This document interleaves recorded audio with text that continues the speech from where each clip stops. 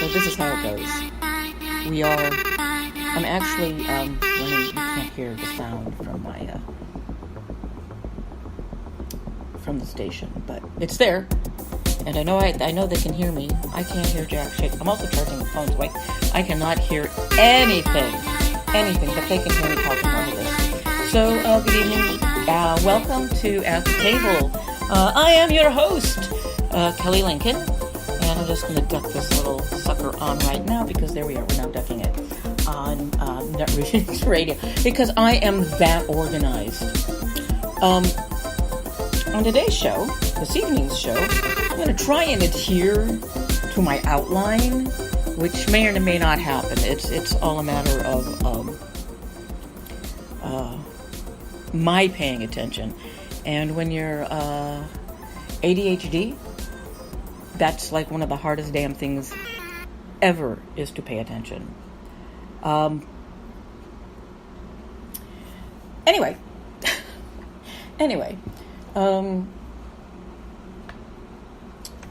What I have planned out for the show this evening. By the way, the live what I'm recording on my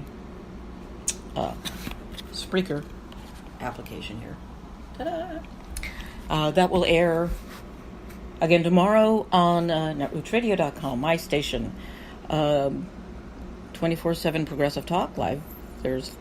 We stream Progressive Voices, and in between, before and after that block is original programming. Dave Waldman, K-Grow in the morning. Me.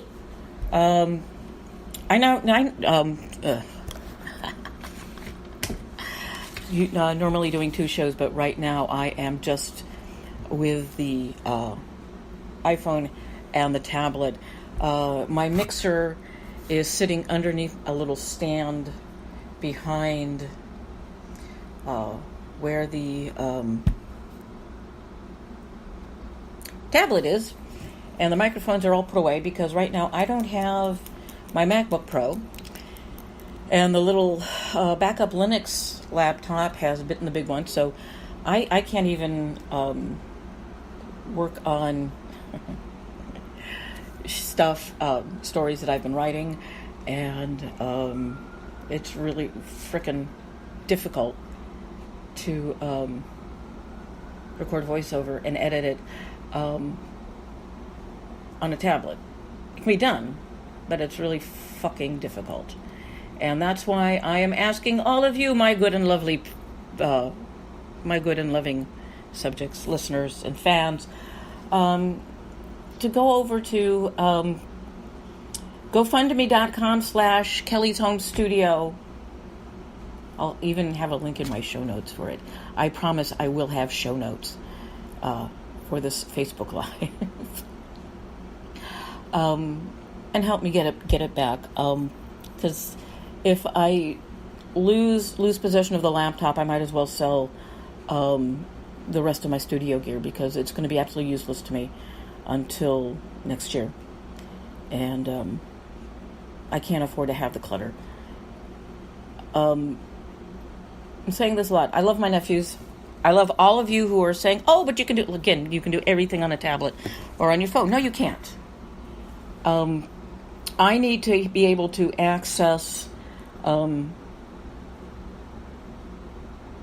clips. I need to be able to do my work, get documents I need printed out. I need to be able to sync and back up my tablet and my iPhone, which I can't do because I don't have my MacBook Pro. There are things that I need to be able to do with the computer that you can't do on a laptop. The job I have requires ongoing training. I cannot do that training on my tablet. It just doesn't work. It doesn't work. It just hates being it just hates being on the tablet. And when you have continuous training for your job, all I need is what I need to get my MacBook back, for example. I only need another $300. That's why I'm asking you to go to GoFundMe and donate, or you can send it directly to me at paypal.me/ATT show. I will give you a shout out. Yay, you will hear your voice on the radio and on my Facebook Live, because I will be doing these things every Friday, random hours. I'll try and be a little bit more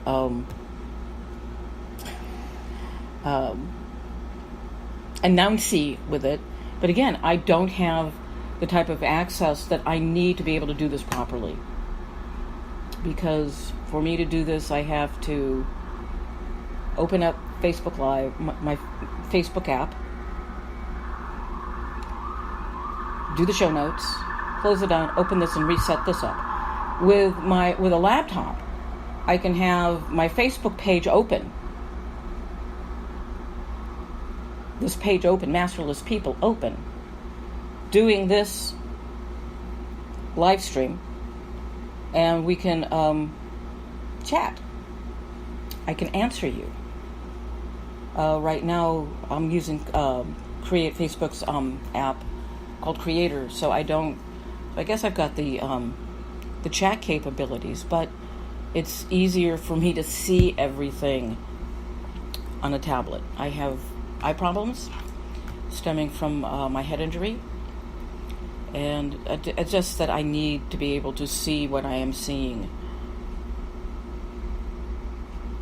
without always having to use my glasses, and being able to adjust the magnification of the page so I can see it without my glasses. I'm vain in that way. And going back to the show, and I've done all my wine bitching and moaning, I was going to talk about culture jamming, but I think there's some more important things to talk about, and that's namely, are you paying attention? We might have a kook of the week, and we might have a hero of the Republic. I'm not sure yet. I will make that determination as the show progresses, because it's so many kooks, too little awards. In case you haven't heard,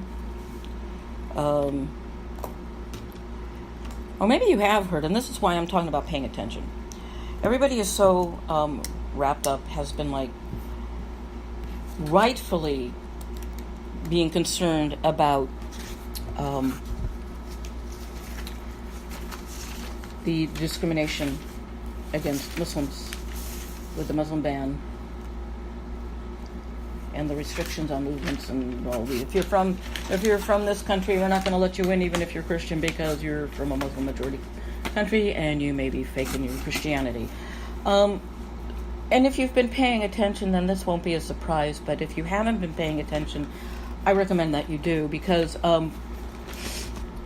going on behind the scenes, we have all our attention focused on Kavanaugh and his stance on Roe v. Wade, voting rights, everything that has been accomplished since Nixon signed the EPA into law and the Civil Rights Law era from the 60s are all in jeopardy. Fair housing,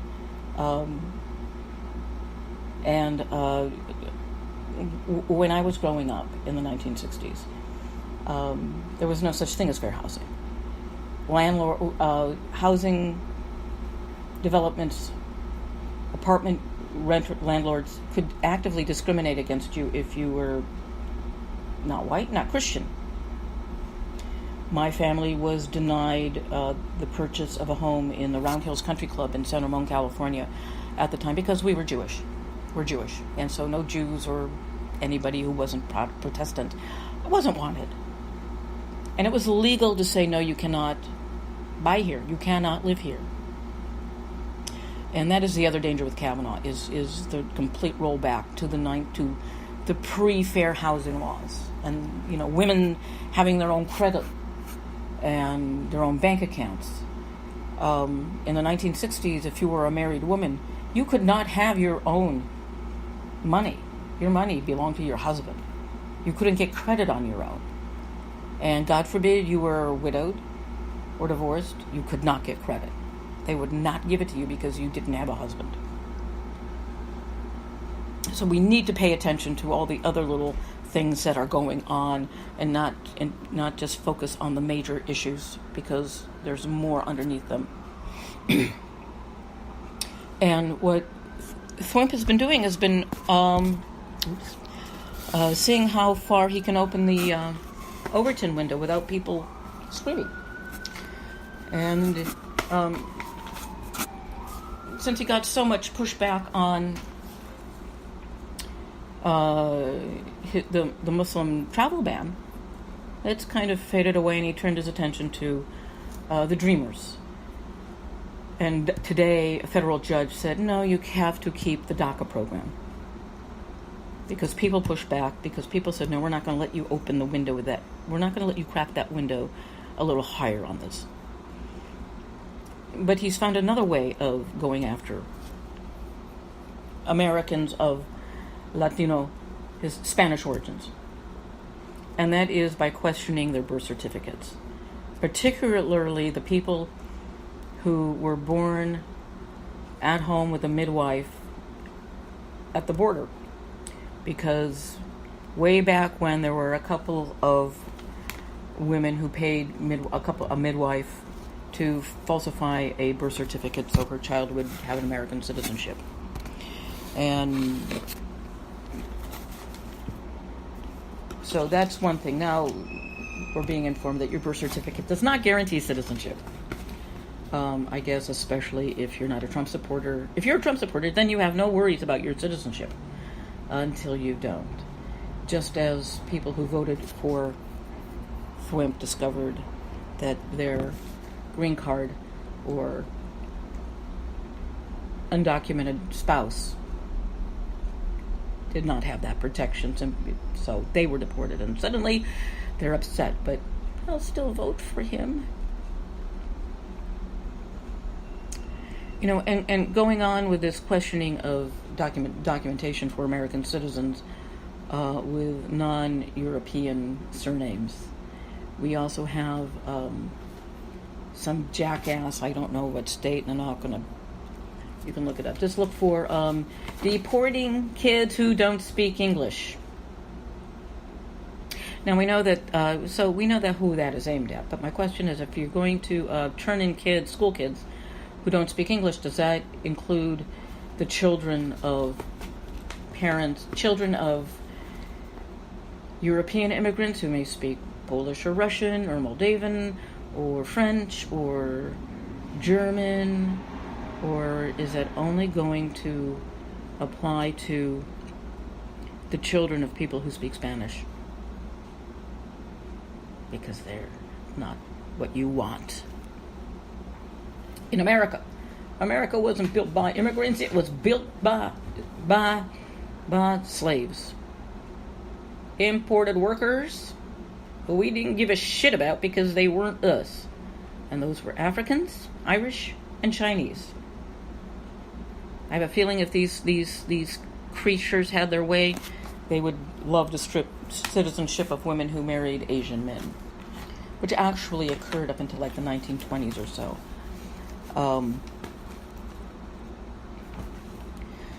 And if you're not paying attention, then this won't bother you. If you are paying attention, then you will understand why I'm talking about this. Because once you start thinking that you can go after group A with little pushback, you will go after group B, C, D, all the way down the line, all the way down the alphabet. And there is now, or there has been ongoing in this administration, a decision to kick Haitian refugees out of the country. Oh, you've overstayed your welcome, even though you don't have a country to go back to because it's still devastated from hurricanes and earthquakes and tough shit, and all that good stuff.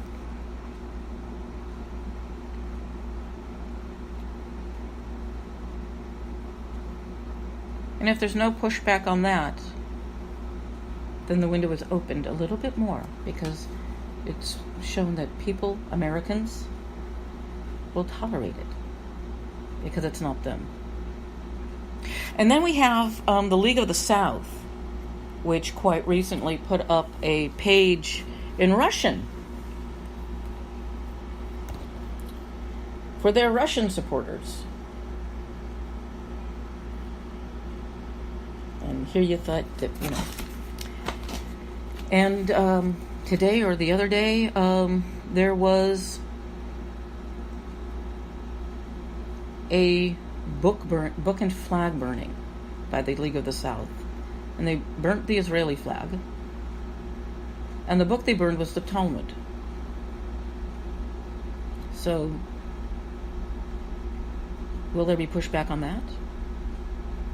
Is there pushback on Speaker Ryan breaching his security clearance by obtaining and releasing a security background check and then releasing it unredacted to a PAC he runs? Needs to be a pushback on that. If we're questioning Jared Kushner's continuing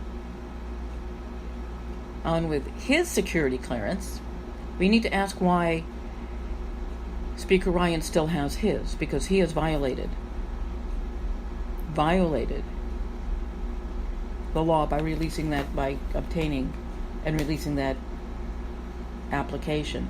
In fact, the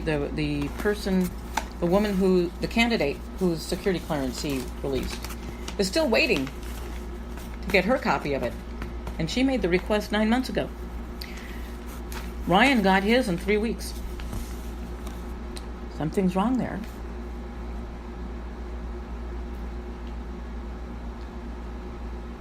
Are you paying attention?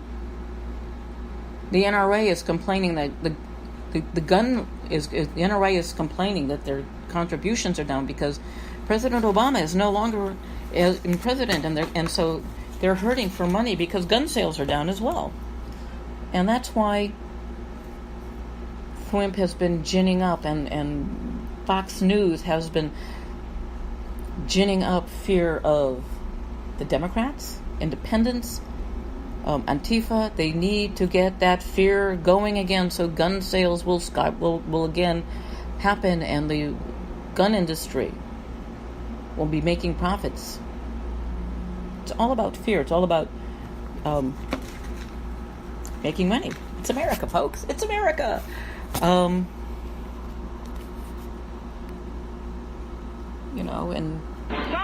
we have to understand that when FWIMP made his pronouncement that if the Democrats win, there will be violence to the bunch of evangelicals, he was doing that in order to stoke fear and to juice up the gun sales. Because that's what it's all about, money, folks. Nothing else. Not governing. It's all about the money. And once you understand that, and if you look at everything from the viewpoint of making money, then you understand everything about everything with Donald Trump.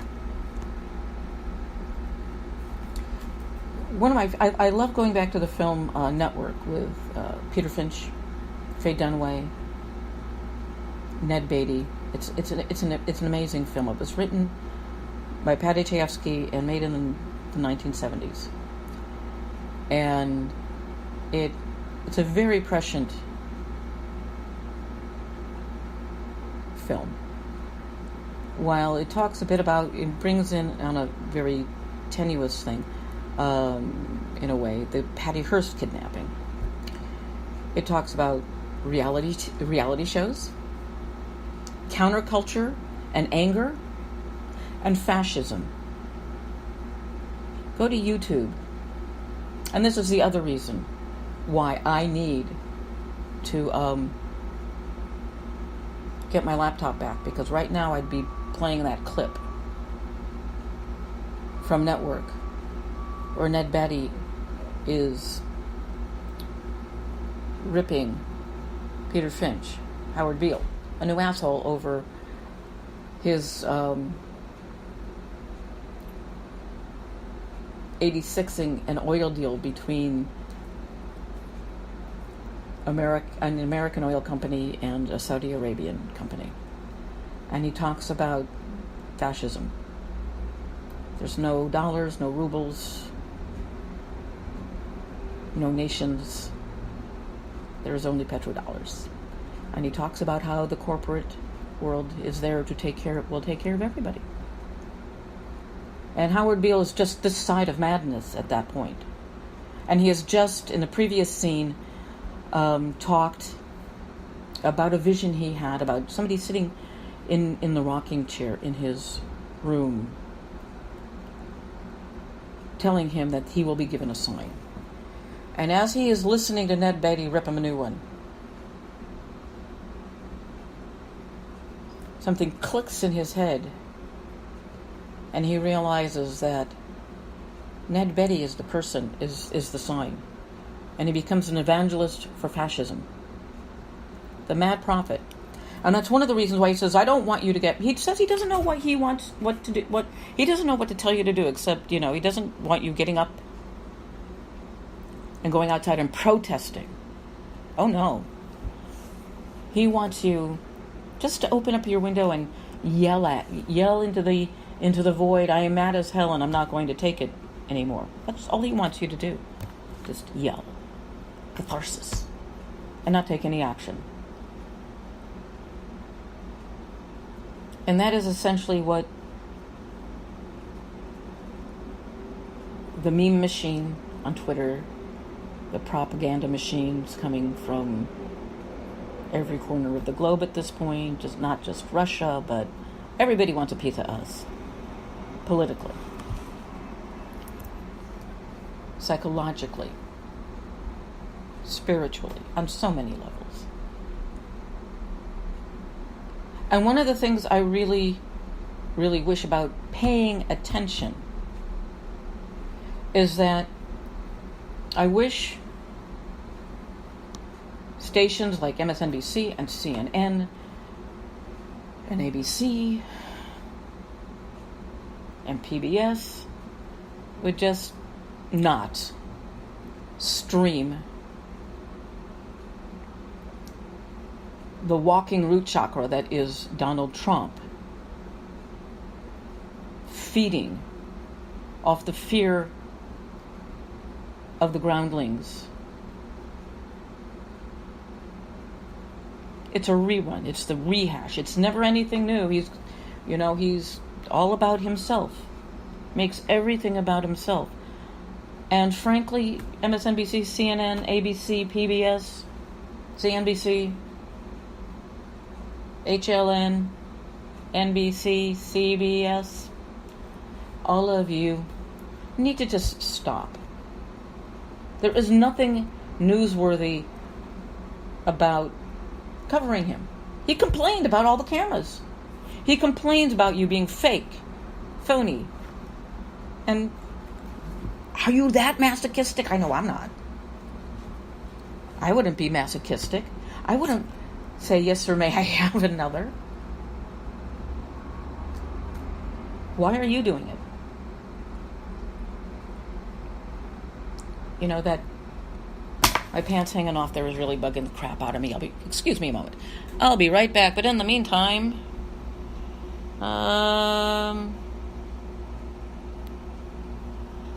this is Donald Trump tomorrow. That's just sound effect on Spreaker.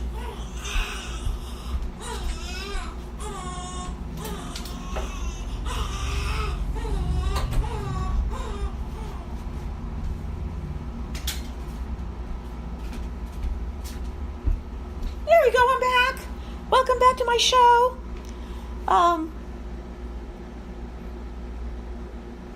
Where was I? Oh, yeah. I was talking about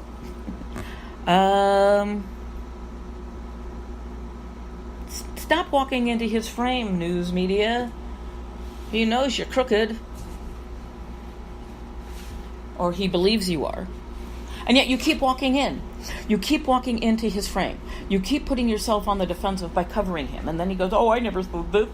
They're fake. They're phony. Now he's going off after Bloomberg News because something he said off the record got published in the Toronto Star because the comments were because reporter from the Toronto Star got a hold of these off-the-record comments where Trump trashed the talks. And he's one of those guys that if he doesn't get his way, I don't need to talk about his psychology because we already know. We already know who and what he is. So, why even bother? Why even bother? So he's going after Bloomberg News, so I'm sure that Bloomberg is now going to be called fake news, even though they're all about economics and the world and finance. But are you paying attention? Are you paying attention? That is what's important. The last line, or one of the last lines, in Arthur Miller's Death of a Salesman has Lee Loman's widow standing at his grave, and she says, attention must be paid. So I'm asking you, and I will keep asking you, are you paying attention? Because if you're not, you're getting it wrong.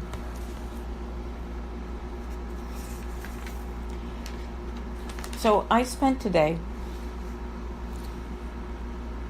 attending Aretha Franklin's funeral.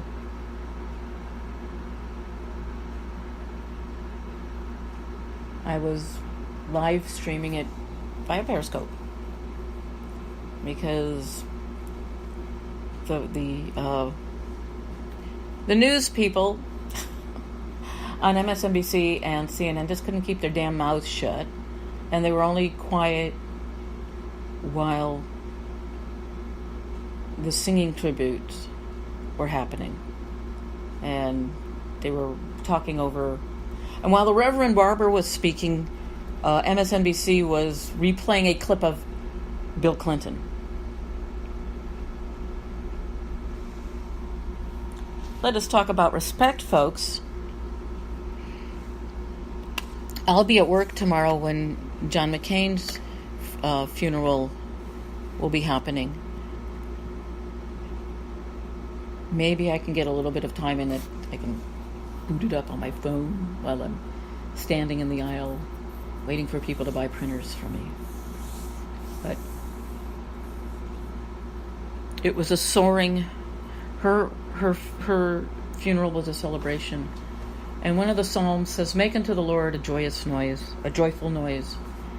And I gotta say, the black churches, they take that to heart and they run with it. Her funeral was joyful. It was positive. It was beautiful.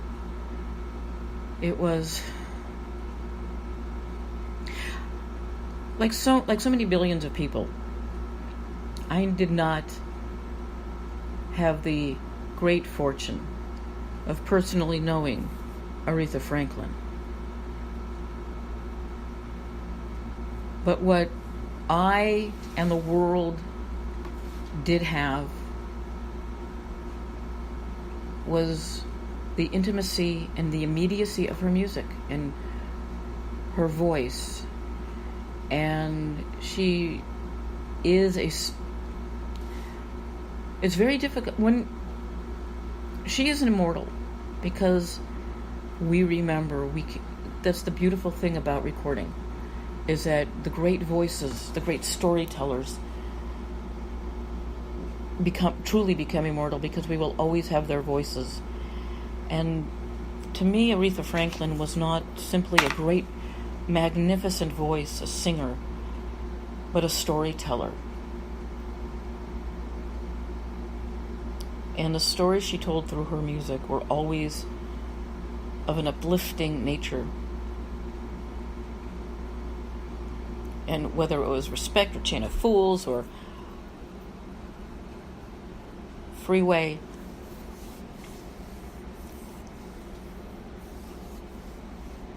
she touched me. She touched everybody. She still does. I was listening to Al Sharpton spoke. And he urged everybody there and around, and everyone who was watching via Jumbotron or Periscope to honor her by registering to vote and to vote. Because she was more than simply a great singer. She was a frontline civil rights advocate.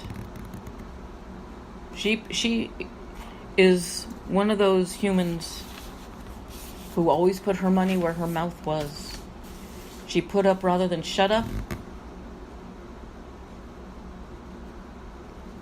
And the world is a better place for that.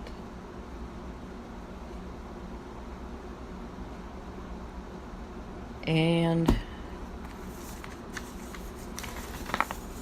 that's why, I just need to listen to her songs and just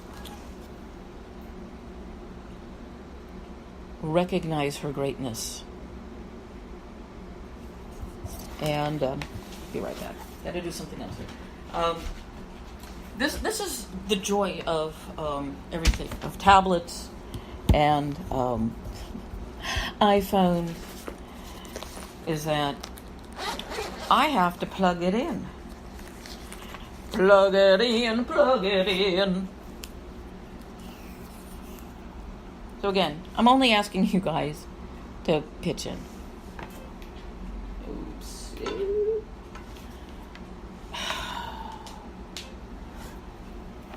You might hear a little beep in a moment. If you do, that's just my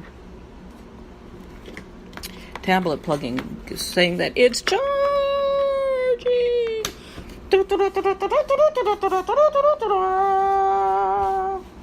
And speaking of paying attention, stochastic terrorism.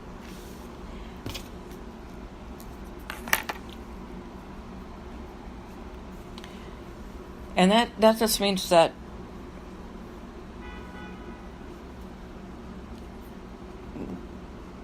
words being used, somebody inciting somebody else to do something. And if you've been paying attention, we had another almost act of stochastic, somebody acting out on a stochastic terror threat. Man by the name, I don't know his first name, his last name is Chain. He's in his 60s and he's from Southern California. And he called up the Boston Globe and threatened to come over and shoot them. All because they're mean to Donald Trump. And he called them the enemy of the people. So, enemy of the people is a phrase that was created by Joseph Stalin to refer to the media.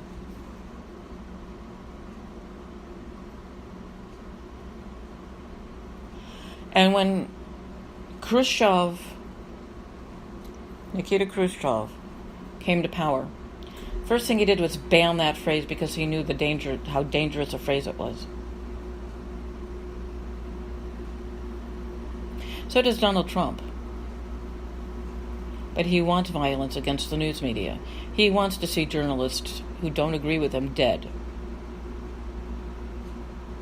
Because he hates being criticized. It's not so much the mark of a tyrant. Everybody hates criticism. But when you're a narcissist,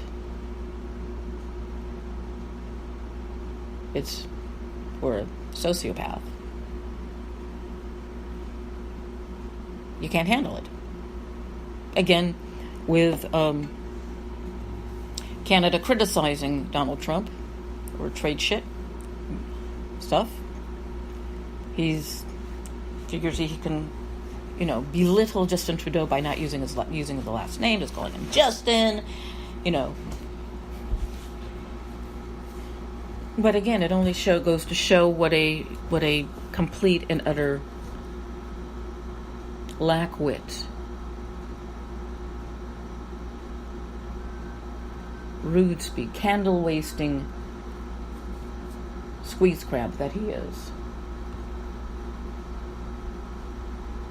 When you continually call somebody a killer, I think the best example of the use of stochastic terrorism and the insider not being charged is Bill O'Reilly and Dr. Tiller, who performed abortions, and O'Reilly kept calling him Tiller the Killer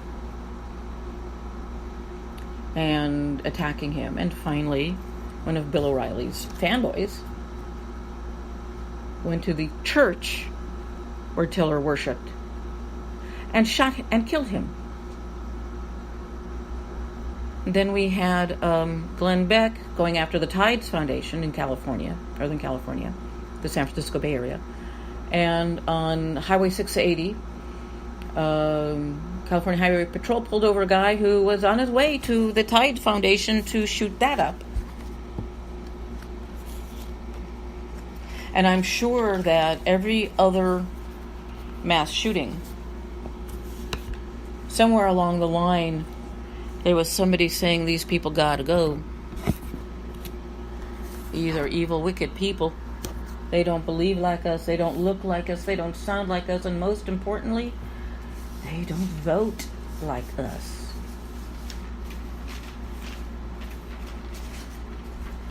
Now, I've got a lot of friends that are conservatives. Some of them are Trump supporters, and that's cool. But today on my personal Facebook page, I put up a post flat out telling some people, if you support Donald Trump, just unfriend me. Because one of his White House staffers was at a dinner or meeting or for intelligence or national security or something like that. But it's there. And he used the phrase Judenfrei. Judenfrei. Jew-free. And that's what Hitler was talking about with part of his final solution, Jewish cleansing. Judenfrei. Judenfrei. Lebensraum und Judenfrei. And little Stephen Miller's little shits.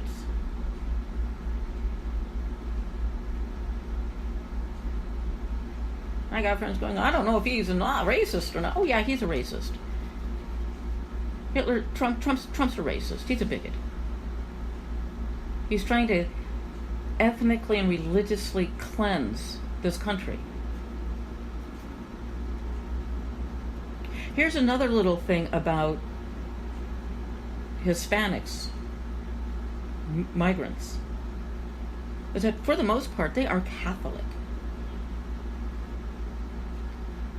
And Protestants in America have always had a profound mistrust of Catholics. This is all the way going back, well, actually Protestants in general have had a profound mistrust of Catholics going all the way back to the Reformation. And when John F. Kennedy was running, there was concern that he would be taking his orders from the Vatican. And now we have a president that is taking his orders from the Kremlin. How ironic. I mean, Russian Orthodox, not Catholic. They church of their own. But who cares? They're Russian, they look white, they look like me. They might talk funny like this. But trust me, they hate America so much. All they like about America is the money. That's all they like about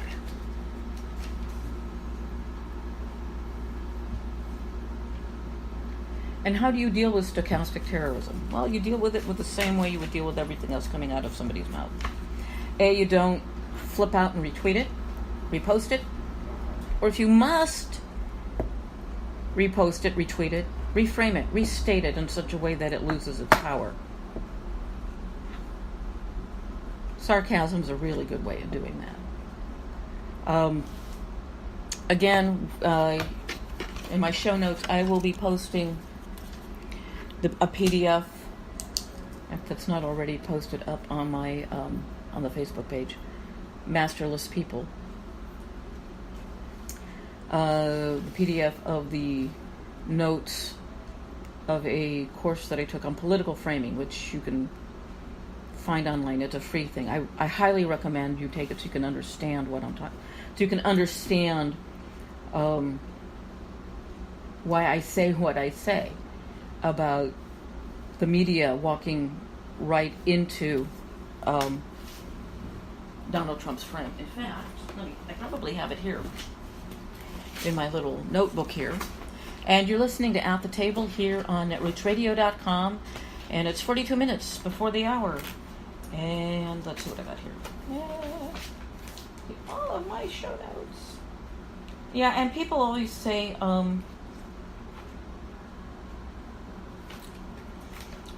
Robert Mueller is playing the four-dimensional chess. Nope. Donald Trump is playing Chutes and Ladders, and Robert Mueller is playing Go. Go is a very simple game. The rules are very simple in Go. However, the play is extremely complex and not as predictable as chess or checkers. What do we got here? It's here somewhere. And I know it's here somewhere. There's a place for us, a time and place for us, time together with time to spare. Of course, when I need it, I can't find it. There's my rent. Ooh, there's my rents. That's not it. That's not it. That's my tarot card. I read tarot, by the way.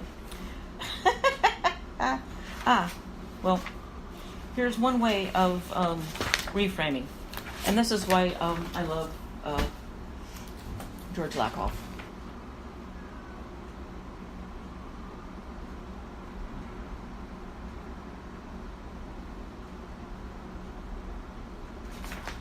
I actually can't find it, but I will post it, and I also post a link to the online course on political framing. It's an awesomely wonderful course. It's taught by one of the universities in the Netherlands, but it's in English, and I believe you'll find it really interesting. I think everybody should take a listen to it. Whether you are a progressive, old school Democrat, moderate Democrat, independent Democratic Socialist, definitely if you are the dying breed of Republicans who don't like what they see and don't like how the party is no longer the Republican Party. I don't think you can call it the Trump Party. But it's there. It's some sort of party. And even the base isn't invited because they're not the right type of elite. They haven't gone to the right Ivy League schools if they're college, university graduates. But they'll keep voting against their own self-interests because that's how walking root chakras operate. They suck. They attach themselves to your survival center. And then they feed on you. and they get you all up into a frenzy of fear, and that gins you up, and that gets you going, gets the adrenaline pumping. And in the state that he engenders, it's your fight button that is pushing. And when he's done, he walks away. And you feel really amped up and pumped up and, right behind him and everything. But 10 minutes later or so, after the event, you wonder why you were so exhausted. This is what a psychic vampire does. You know these people. You go and you have to armor yourself, or you have to steel yourself. That's putting up a protective barrier between you and whomever it is you're going to be meeting with. A very telling gesture about how Thwimp sees power is that he's always sitting with his arms across the solar plexus. He's very protective of that center. When you talk about chakras, and you want to, this is not some new agey thing. The chakra system is part of the Hindu belief system for millennia, and they talk about the solar plexus chakra, your gut chakra, as being your seat of power. Your heart's compassion, and your head. I always talk about head, heart, and gut when you're wanting to make a decision. And if all three are in agreement about that decision, then it is the right decision. If any one of those areas of your body, if this kind of seems a little like not in agreement, ask your gut. If it's your gut, say, why are you feeling like this? If it's a tightening in your heart center, your chest on this decision, ask, why is my emotions like this? If it's in your brain, your head, what is my brain, what is going on here? Because the answers are there, you just need to be made aware of it. And a lot of times we are far too busy to pay attention to what our instincts are telling us. Or we discount them, or we ignore them.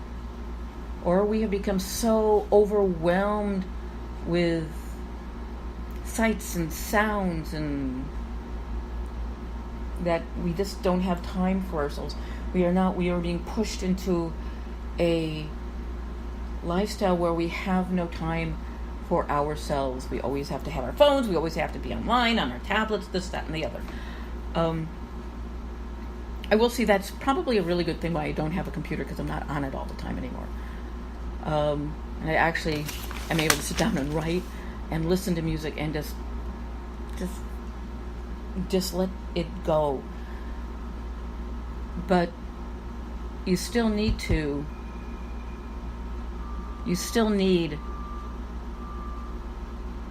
unplug, turn everything off. Just turn it off, walk away, just, when you're, a lot of people are going back to flip phones because they don't do all the things that a smartphone does. It does two things.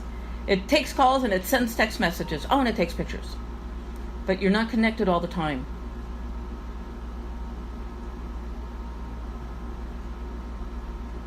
I have my phone. Oh, and fun fact, flip phones, dumb phones, their designs were an homage to the original communicators on Star Trek. Flipped it open and you were there. I don't answer every text message immediately unless it's from my employer. I do have a do not disturb on when I'm on the weekend, so unless you're on my you can text me list, I don't answer you because it's my time. And we all need our time. So you have to pay attention. Listen to what somebody says, how they say it. Because you'll find more information about their intent and how they say it rather than what they say. What words do they use? How is it put together? And that's all I have for this evening. I want to thank you all for joining me. Tune in again next week for another At the Table. Have a good night, everybody. And, well, for those of you listening to this, we'll be listening to this as a podcast. What you just heard is I just finished up my Facebook Live posting. So, all is good. It's good. I love it. I gotta move the microphone because I'm still talking into the damn mic that's not connected to my iPhone. So, yes, attention must be paid. I'm hoping that all of you listening in on this on Saturday evening, that you will be staying tuned for Katie Speaks with Katie Klobuchar here on netrootsradio.com. Your conference is ending now. As requested by the host, please hang up.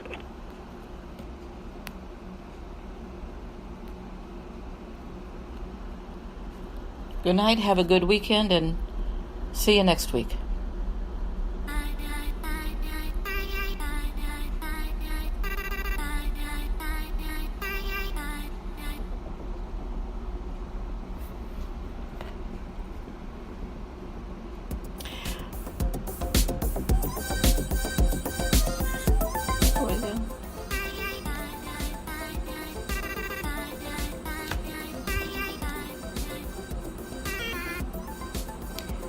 I never realized before how long my theme song is. Have a good night, everybody. And again, stay tuned for Katie Klobuchar and Katie Speaks here on netrootsradio.com.